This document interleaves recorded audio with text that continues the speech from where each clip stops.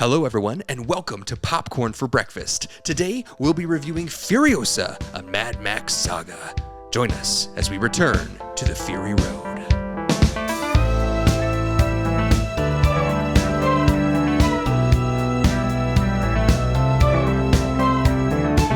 This is Popcorn for Breakfast, presented by St. Louis Area Smoothie Kings. Now, here are your hosts, Cam and Kirk. Slide that music down, Mr. Cameron. Ladies and gentlemen, your hostess with the mostest, Mr. Cam Wiggs, right over here. Thank you. Glad to be here. And your hostess with the leastest, that's myself. My name is Kirk. Thank you for joining us. Today we're going to be reviewing Furiosa, a Mad Max Saga. I've said that 8,000 times before you're hearing it live now. And wrong most of the time. Mixed up, backwards, upside down. At one point during the cold open, Kirk said, "Welcome to Mad Max." I was like, where's this going to go? But then he stopped. I was glad. I was like, this is already way too tangled up. So. I immediately stopped. I think it's because I wore a shirt that's a little bit too tight today. I just want to call that out. You look great. Thank you. I think it could be squeezing the blood. Less blood is going to your brain. Yeah. It's just like compressing everything, and I can't think straight. I think that's what it is. Could be. Or, it's been a while since we've been in the studio, but I'm glad we're back. We're here to talk about Furiosa. But I have a bone to pick about this movie because, usually I'm just going to start out airing my grievances. Starting with director's shoes. No, we did not get a screening of this movie. Yeah. And that's 2 in a row for Warner Brothers. So they're on the list. We didn't get Godzilla vs. Kong. Well, I'm fine with that. Yeah. Although I didn't like that I had to pay $18 to see that. It was so expensive. I think it was like $17. And then we didn't get this one, but they did the screening that we got for Dune was like chef's kiss, beautiful. That was the best. So I'm just throwing that out there. We didn't get to see it ahead of time, but the silver lining there is that we're obviously reviewing this after Furiosa's came out. We both saw it opening weekend with, we'll talk about our theater experience, I'm sure at some point, but the beauty of it is that we're going to talk spoilers today. We are. I'm so ready for that. It's been a while. We've done a lot of flip-flopping in our time here at Popcorn for Breakfast. We started out as spoiler-free. Did we? I don't know. We did. We did. And then we transitioned into spoiler-full. Now we're back to spoiler-free. But today... Yep. Snip, snap, snip, snap. Snip, snap, snip, snap. Today we are spoiler-full. So... if you have not seen the film yet, if you're waiting for that special someone to go watch this with, in costume even, that'd be kind of crazy if someone came in costume to see this movie. I don't know. Yeah, it's not really a cosplay type of movie. I mean, you could do a pretty easy Furiosa costume. Just with some like tar, shoe polish. Eye black or shoe polish, and then just whatever tan. You could do it really greased from like a car as you walk into the theater from... just like reach into your wheel well. or better, someone else's. Yeah, somebody else's. What are you doing to my car? Like, sorry, I'm just getting into the mood for the movie. I am Furiosa, and you run into the theater. Yeah, I like that. That's safe. That's a safe call.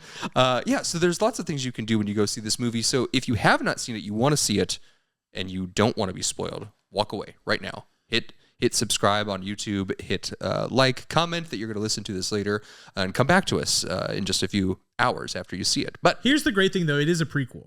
Yes.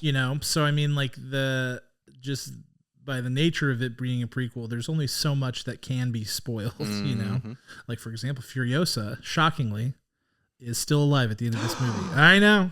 First spoiler out of the way. But those are the kinds of things I'm talking about. And her arm gets cut off. True. There's a lot of things to talk about here today. There are things. We're going to go into it right now. Cameron, you are up first, talking about our superlatives. We have 4 superlatives that we walk through, 4 superlative categories. I should know that by now. This is probably episode 300. We're going to talk about, and the Oscar goes to, that's our best actor in the film. Cameron, who's it going to?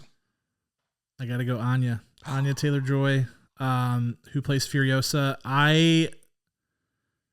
I've been hearing some things from people. Some people think that it should have just been Charlize, like that there's no reason it couldn't have been Charlize. I think there's a case to be made for that potentially, but I think this was the right move, just because there's a lot of time jumping going on and things like that, and Anya's such a fantastic actor, and she did such a great job. I know, like, the talk of the town is that she had very little dialogue. It was like right around, I don't know, like 30 or something lines, I think is what I read. So it's not very much dialogue, but she's in a good chunk of the movie. Perhaps not as much as you would think. There's a huge, like, the preamble to all this, the young Furiosa portion is extensive. Yes. Like longer than I was anticipating based on the trailer and based on just like Anya Taylor-Joy is a big name, you know. You would think she would get tons of screen time. She does, but it's less than I anticipated. And so much of the acting is just her physicality and her facial expressions, which she is incredible at. Like, she's so good. I think everybody knows that. I'm not saying anything new there, but specifically how she is able to use her face to tell the story. She's got these big eyes that are kind of like, you know, you think of like old movie stars who all have like a signature portion of their look. Hers is certainly like her eyes. Without a doubt. Yeah, and so much of this movie is being told with her eyes because her face is either covered or she's got, you know, grease across the top of her forehead or something like that. So it's really a perfect casting choice, first and foremost. But what I love is how she was so deliberate. She had very few lines, but she used those lines with so much intention to slowly transform herself from young Furiosa, the innocent, somewhat.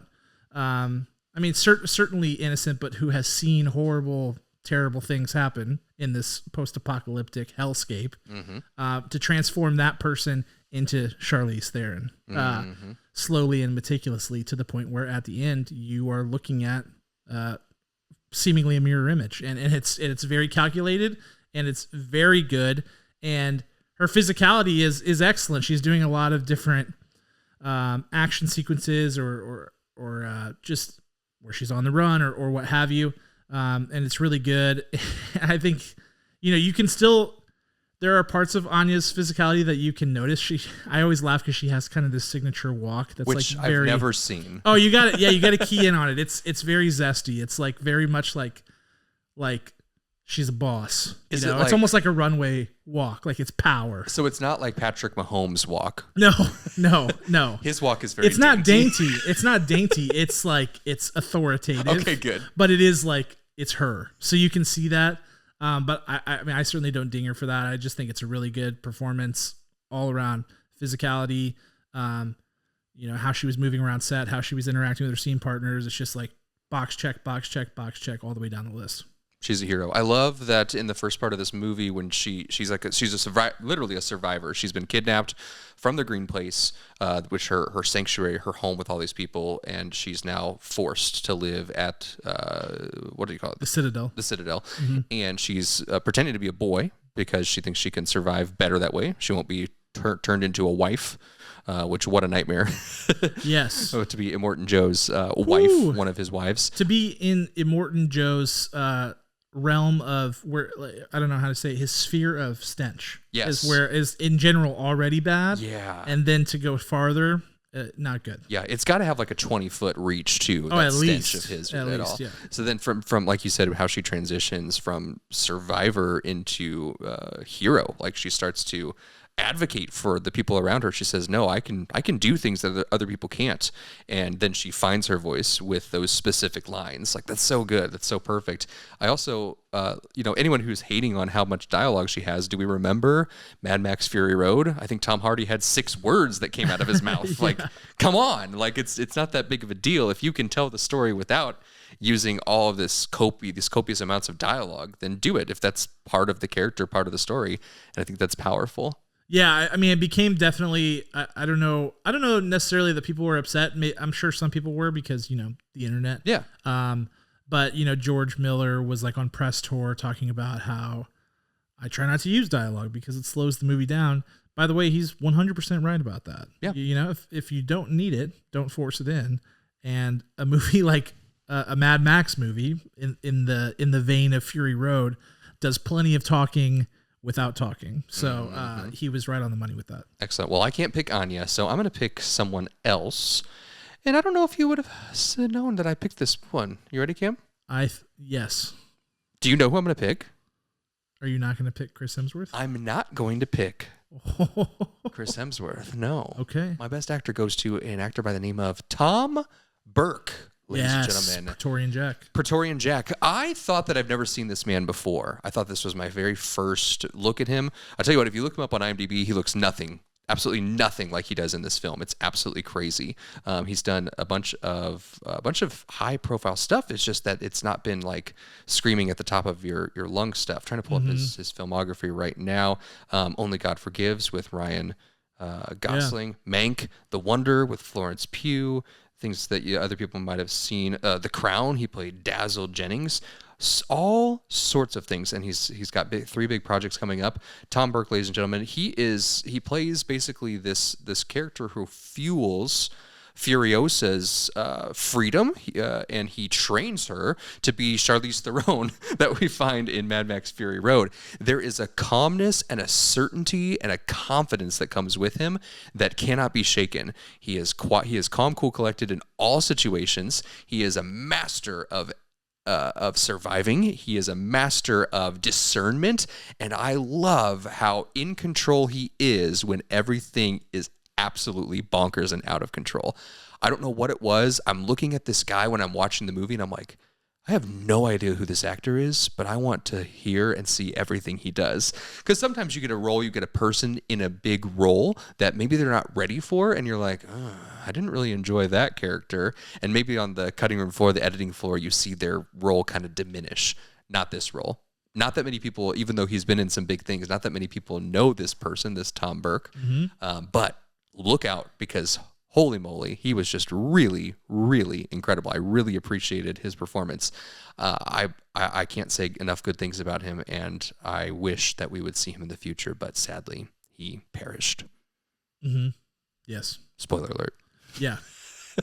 Which, I mean, that's what we're doing here, right? It hurt me a little bit when you said it, because I was like, oh no, he didn't know. And then I was like, oh wait, we're doing spoilers. I'm so like hardwired. I love the pick because I think it's great. And I think, maybe the most surprising element of this whole movie for me was the love story. Yes. I totally didn't see it coming. When they introduced Praetorian Jack, I'm like, are they gonna like plant a love story here? And sure enough, they did. And they did it with very little dialogue. And that's what makes it all the more,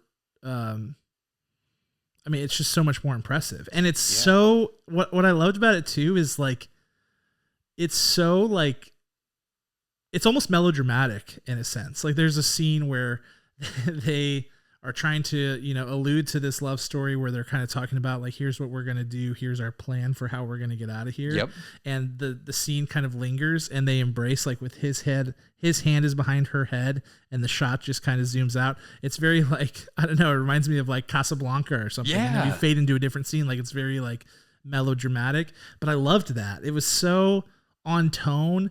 And he seemed to understand it, and she was understanding. I mean, George Miller was obviously just cooking, and I totally dug that whole thing. Yeah, because for a while you're like, okay, is it a love story? No, it's mentor student. Okay, great.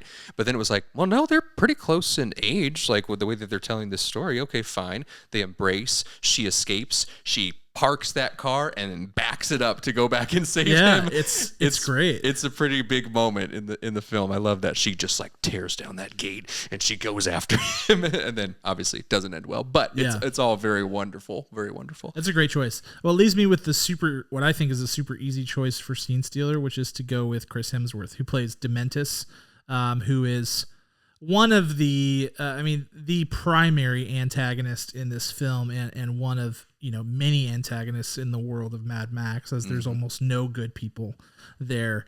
To be honest, I didn't know Chris Hemsworth had this in him, and I, it's not to say that I didn't think he was a good actor. I've always thought Chris Hemsworth was a good actor. I think he does some stuff now that doesn't always show it. Things like, he tends to do some more action stuff, like the extractions of the world and things like that. And that's fine. I don't think he's bad in those movies. I actually think he's pretty good in those movies. That those movies aren't like the greatest in the world. But I love to see him do a little more character work here, and I think that it suited him very well. I think it's a bit of a surprising casting choice for George Miller, just because Chris Hemsworth, in the way that he's built as an Adonis and as this like physical specimen, doesn't scream big ugly villain. And so for him to see that in him and to pull that out of him, and for Chris Hemsworth to give that is really surprising and cool. But Dementis is an interesting character, and I felt like Chris Hemsworth 1000% understood his role in the plot. He has a very interesting role in the story, which is that it's revealed that his backstory is essentially the exact same as Max, as Mad Max, who has, been the hero throughout this whole thing. And he is essentially Bad Max, like he is like the evil version. What could happen if you choose to abandon hope and just lean into chaos? And it makes him a really interesting villain. And I love how he plays that up, and or I love how he reveals that and how he makes it so that it feels so consistent. Also, every line read of his is completely insane. Yes. It's like, it's so intentional. Like, he sat down and was like, he just understood this character so well. He was like, as I'm building this, this is how this guy reacts and things like that. And it was so consistent and so it kept you on your toes. You didn't know what to expect. It was delightfully unhinged and crazy. So many of the line reads are still like stuck in my head with the way that he said it, and I feel like they will just keep playing. It was really good, and wearing the prosthetics and doing all the crazy showmanship and activity that he had to do in this movie. I just felt like he was really well suited for this role, and I didn't really know what to expect, but I thought he knocked it out of the park. I think he had a head start because he's Australian in getting this role. Yeah, sure, right. I think he probably knew George Miller. I don't know the backstory there, but I think you're right. I think it was. Are you saying that everyone from Australia just knows each other, Cam? Is that what you're trying to say? I mean, it's here? not that big of a. That's pretty providential, pretty continentalist right. of you. I don't know what that word would be. All I'm saying is, Mad Max is like a total Aussie thing, and he's the biggest Aussie going right now. So have at it. That's wonderful. I loved Chris Hemsworth in this. I love what you said about line readings, because the easy thing for an actor to do is just play the line. The more difficult and more interesting thing is to abandon the punctuation, like for real, and to split things up and to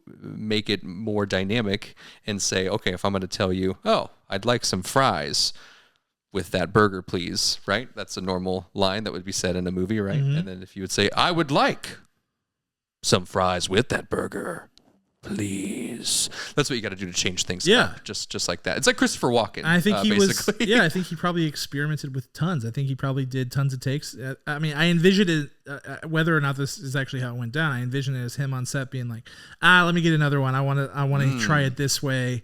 Because he's trying to he's trying to feel the whole thing out. But I felt like him and George Miller clearly had a great working relationship there, because what they came up with was a really interesting character. Because they're both Australian.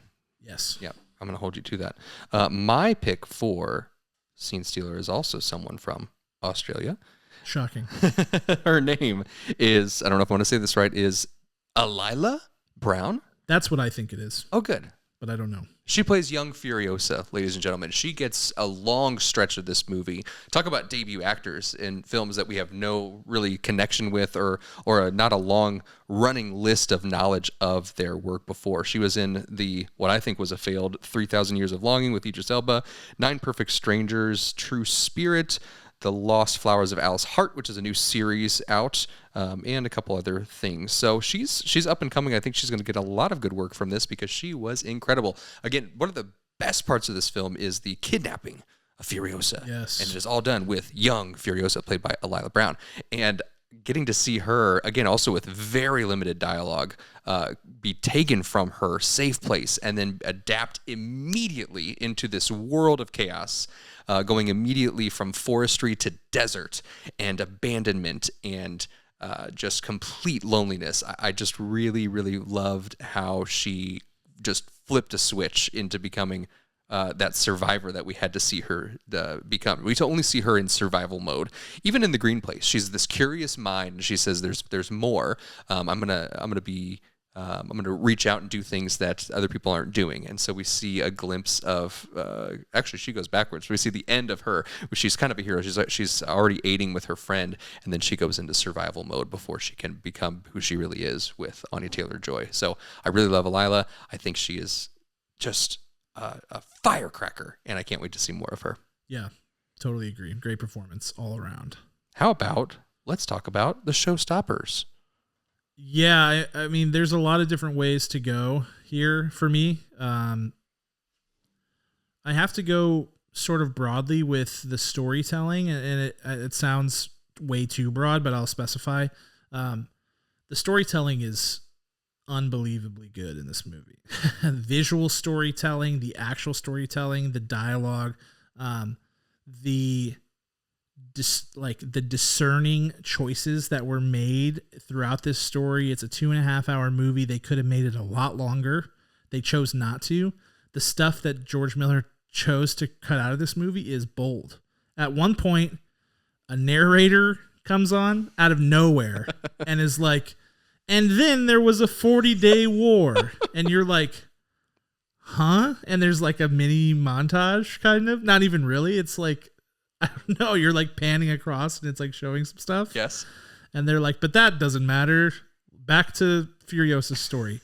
And at first I was like, I don't like that. I don't like that at all. But then the whole sum of all the parts was, so it made sense. It was so cohesive and it made sense to the point where you're like, oh yeah, we don't need that. And her and Praetorian Jack, like, going down the Fury Road countless times, presumably, so that she could learn how to drive this thing and be, you know, like a warrior and all of that, like, not necessary. And so those are bold choices because you're cutting out like tons of action, right? And you're cutting out things people would probably like to see, but it didn't suit the story. And that was so cool. And I think the characters, oh my gosh, like the fact that you've got Dementis, who is, it's funny, like his name, like Dementis, he's demented. He's like the demented, twisted version of Max. And then you've got Praetorian Jack, who's really kind of a foil for Max in many ways, or he compares to Max in many ways, but he's not. He's his own person. Right. He sort of represents hope. Dementis represents the absence of hope. And Furiosa's stuck at this crossroads. And the way with young Furiosa, where it's like, there's that scene where she's saying goodbye to her mother, and he goes so far as to make sure that we know that young Furiosa, while being a warrior, is still a child and still has basic child needs in this post-apocalyptic world, still needs love and care, and still has hopes and dreams and things like that. I mean, I could go on forever. There's just some really, really, really good storytelling here. And I was just enthralled with all of it all the way through. And that's not even to speak to the world building of showing us more of the Bullet Farm, showing us more of Gastown than we got in Mad Max Fury Road. It enriches the whole world so much, but just like the list is so long of ways that they told this story absolutely masterfully. Beautiful. One of my showstoppers, of course, is Furiosa's kidnapping, but I already talked about that, so I'm going to give you another little snippet into what caught my eye. The scene in which Dementis approaches the Citadel with his people, and he's like, dude, I'll take this place over. Yeah. Give up, Immortan Joe. This is mine. I want this. Otherwise, I'm gonna end all of you, right? And what we needed in this film was to understand why Immortan Joe was so powerful. Or how he controlled, to see an act of power, and they show it immediately. He has Dementis pick out any one of his men standing on the giant scaffoldings that you see in Fury Road, and he says, pick one. Great. And the guy has to, he says the famous line in Fury Road is, witness me, and he sprays his crazy spray in his mouth, and he jumps off the cliff and ends himself, because it's for the greater good of the Citadel that he is going to Valhalla. And it's an incredible dark moment, but it's an incredible beat of power for Immortan Joe. And I loved that we got that in addition to a lot of dialogue from Immortan Joe in this film Yeah.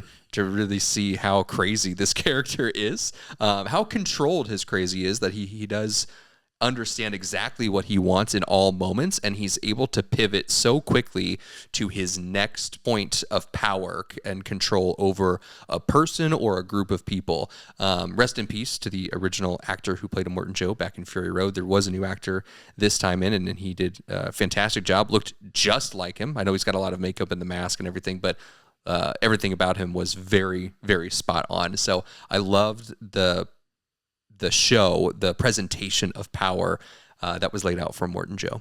Yeah, I mean, so yeah, rest in peace, Hugh Keays-Byrne. They had a nice little thing before the movie. Did you see that too, where it was like George Miller and Hugh like thanking people, or like doing one of those like thanks for coming to see this? I think I missed it. Maybe I saw it at Alamo, so maybe they didn't show it. Oh, bougie. At your paltry second-rate theater. Just kidding. But yeah, it's a bummer that he passed away, obviously, but it's really a bummer because the Immortan Joe stuff in this movie was rich as a mug. It was so good. Made that character terrifying in like a Dark Knight Joker kind of way, like just so sinister, so calculating. I mean, there's so much there. So I love that. Yeah, again, the Warboy lore deepens in this movie. The lore all over the place deepens, and it's just a beautiful, beautiful thing. Tell me what you disliked about this film, Cam, in your director's shoes moment. Yeah, I mean, there are a few things, and I laugh as I kind of look through what other people are poking at from this movie. There's some really silly stuff out there. In my opinion, some stuff that's really silly, like people complaining about the fact that this movie fills in gaps that Mad Max Fury Road has. I'm like, how dare you make the other movie make sense? Yeah, because like one of the things that Mad Max Fury Road was lauded for was trusting its audience with all this crazy stuff that they're just like not explaining, and that is cool. But Furiosa can also be cool for deepening that lore, making that all click, and enhancing Fury Road to such a, I mean, I think I'll go so far as to say that it made Fury Road better, which is what a prequel is supposed to do. And a preschool studies too. Mad Max Fury Road. I can't wait to watch both of these back to back when it comes out on home media. But what I didn't like, there are a couple of things. I think one, the score never gets there for me, which is a shame because so this movie is told in 5 chapters. I think it's 5. And the chapters are shown on screen. It's sort of a storytelling mechanic that they introduced in this movie. And what I loved through what I think is probably like the first 3 chapters is you could feel elements of the score building and really turning this into quite a pressure cooker of a movie. But it fell off sort of in the last half. And I think that the part of that is story driven because the story doesn't finish with a bang. It kind of sizzles out. A good story should have a climax here and then kind of resolve, which this movie did. But the score should have provided something there to move us. So that was a bit of a letdown when the Fury Road score is just so bomb. And does exactly what I was just talking about, which is where it just keeps building and building until you get the finished product, and it's so beautiful.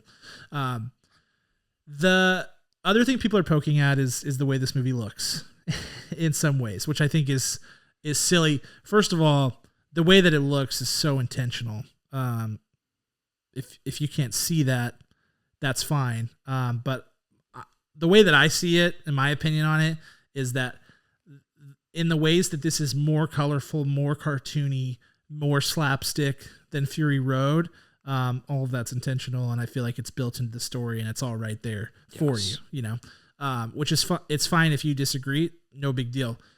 There are elements, though, of the visual appearance that I didn't dig, and one thing in particular is some like blue screen, green screen stuff that was happening, particularly out the windows of vehicles, which I know that some of the stuff that he kept in that was just kind of wonky, cartoony Acme looking was intentional, but the green screening was really kind of jarring out the window of the vehicles to where it just really didn't look right and didn't feel aesthetically in sync with everything else that was happening, and I didn't like that. The other stuff didn't bother me at all, and I felt like it looked good. I like the color grading on this movie, even though it's totally wacky and different from Fury Road in a lot of ways. I know that George Miller also said he has what did he call it? Something about like black and chrome version of this movie coming out, that. Like not black and white, but it's like a, I don't know, gunmetal black and chrome or something like that. I can't wait for that. But those are my two big gripes. I think the music and then the green screen in some instances, and those are like major nitpicks. Yeah, I would say like how you said the Acme motion, how you said that it's almost like things kind of look claymation at times, the way that they kind of stuttered along. And at first I was like, I don't understand that. But then as it went on, I was like, that's really creative. How did they do that? And so then I appreciated it more as I saw it more. It doesn't use like, it's not used like every other scene. It's used like 4 to 6 times. And it's, as a whole, again, it's really well executed. So you can't take anything as an isolated opinion for any of this, but you really have to watch it all the way through and then kind of back evaluate, be like, okay, great, because he's tying that motion to this motion, this color to that color, that line to this line, this silence to that silence, this action to this action. Like you really have to take the whole film in. I don't think that. I'm curious as to the filming timeline on this, because while I loved Chris Hemsworth in this role, I really did, and I loved his progression, there was a little bit of outstepping wackiness that we saw, of course, in Thor: Love and Thunder. And again, I love Chris Hemsworth, and if you ever go and watch Star Trek 2009 with Chris Pine, Chris Hemsworth was only in the first couple minutes of that film and will make you cry. Yeah, it's good. And it will rip your insides out. Like, it's such a good cry. It's such a good cry. Sometimes I watch it before bed. Just those TMI, Kirk, TMI. Just those couple minutes with Chris Hemsworth. So he's incredible, but sometimes he really is allowed to be too wacky. And if he doesn't have someone who can confine that and not control it, but to literally direct it, then it can get out of whack and it can hurt the character. And I will say that I still loved him. I still loved him top to bottom in this performance, but I just saw a glimpse of that a few times. And it ran just a tad long. It dipped in between chapter 4 and 5. Chapter 5 finishes off strong, but the momentum dips down. There's a little bit too much of that extra dialogue happening in those moments, and I'm like, all right, let's keep this going. Action and movement is what makes this series and what makes this film so well done. But those are some small things to nitpick, I should say. Yeah, I know that's what's hard too. And some stuff, I'll be honest, I don't know that I have formed a full opinion on yet either. Yes. Because I felt like even my gripe with the score, I'm like, they're using silence as an effect, particularly in those final scenes, those final moments between Furiosa and Dementis, where it's like this reckoning. You know, she has to face everything, and him too. They're having kind of like a dual reckoning here with what they've done, and the silence. You know, as people on TikTok say, the silence is so loud. It's an effect, but I also feel like we should get some sort of musical payoff there to kind of round out the journey. So yeah, it's tough. I found this movie really hard to evaluate in general, just because it's really artistic, and so much of it is, I mean, even more so than other stuff, like so subjective, and it's going to hit people totally differently. So yeah, without further ado, why don't we go ahead and do it? Wrap it up, Cam. Tell us your final thoughts and your score of Furiosa, a Mad Max Saga. Yeah, I mean, I think that, like I said earlier, this movie enhances Fury Road. I am glad that it exists for that reason. I really liked Fury Road, and I appreciate it so much more now than I did whenever I watched it in 2015. I think part of which is just like I hadn't seen as many movies as I have now in 2015, and so I wasn't fully taking it in the way that I would have before. I love Fury Road. I think it's awesome. And I think that as a standalone, it works fantastically. So I don't think that it needs this movie, but man, does this movie make it better, and it makes the whole world so much richer. And as someone who loves fantastical worlds and fantasy scenarios where people are dreaming up things, it really quenches something that I really wanted from this Mad Max world, which is that George Miller throughout the course of the series really kind of like withholds quite a bit from us in terms of explaining things. He's just kind of like, he sees it in his mind and he's like, you don't need to know every single little iota. And I appreciate that, actually. He's kind of like saving us from ourselves in some ways. But this really scratched an itch in that department, like to provide some of this stuff that I'm like, what's going on with this? What's going on with the War Boys? What's going on with Immortan Joe? What's the bullet farm? Where does this guy with the crazy bullet hat come from? And it was so cool. Why do they say gasoline? Yeah, it was just like so... it was just such a satisfying movie to watch. And so for that reason, I don't think it's better than Fury Road. I think Fury Road is lightning in a bottle, just like a total crazy thing. And I love it for that. But I do think that this movie rocks. I do think it's easily one of the best movies of the year. And I'm giving it a 9.2 out of 10. 9.2 out of 10. Cam's score is 9.2 out of 10. That's for me when I log all of our scores. So you can remember it? That way I have a longer stretch to find it and to listen to it, so I can like hit a 15 seconds. Wow. Thank you for sacrificing the quality of the episode for your own selfish desires, Kirk. I appreciate that. I am Immortan Kirk. My final thoughts and score on this, I agree 100% with the fact that Fury Road is a better film. Lightning in a Bottle is such a good point because there will never be anything like that film again. And watching it a second time, almost 10 years later. It's crazy. And I don't think I'd watched it a second time. I hadn't. I know that I hadn't. I think that was it. And I was enthralled. Like, I remembered a lot of it. And I obviously, because it's such an impactful film. But holy cow, like the way that movie shoots you out of a cannon. Yes. It's so crazy. It's like a 0 to 60 roller coaster. It's so nuts. It's so nuts. I really did just love rewatching that movie, and that's going to be like a regular rewatch for me, I think. And going into this, you're absolutely right. Do we need Furiosa? No. But am I glad that we have it now? 1,000%. 1,000%. It really brought the world building to another level, and now when rewatching Furry Road, oh no, that's the next one, Furry Road, Garfield 2, Furry Road. Oh gosh, that's actually a good idea for Garfield, the Road Warrior, Garfield. Rewatching Fury Road will be such a different experience, knowing all of this backstory and know what Immortan Joe, the specifics that he's done to maintain the Citadel, and people who have wronged him, and why he's so much more desperate in that film than he is in this one. All of that pointed together is really exciting to me.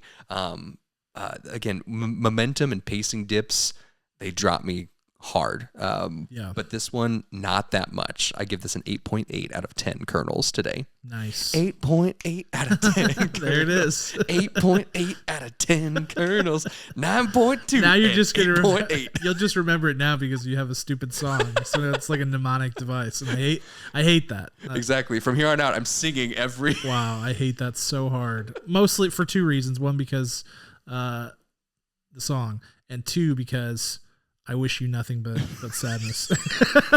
Just kidding. JK. If you want sadness, you can watch the first couple minutes of Star Trek. True, and I will. Cam. I'll do that. I'll do that to wash away the memory of me singing. Yes, yeah, exactly. I gotcha. I think our cameras just broke when I started singing, so I don't think any of this is working anymore. So. My brain also broke. I can't form complete sentences, so we should get out of here. Once again, thank you for joining us. Popcorn for Breakfast. You can check out our website, all of our blogs, all of our other movies, all of our other episodes. We're nearing 300. I don't even know. Maybe this is 300. This is not it, but we are close. We're so close. We are very close. We're so close. We need all of the subscribers and all of the support from you guys because we love doing this so much. Subscribe on YouTube, like us on Facebook, like us on Instagram, like us on X. Whatever you got to do, we're out there for you. Thank you so much. We hope to watch another movie and review it with you in the future. We will talk to you then. Peace.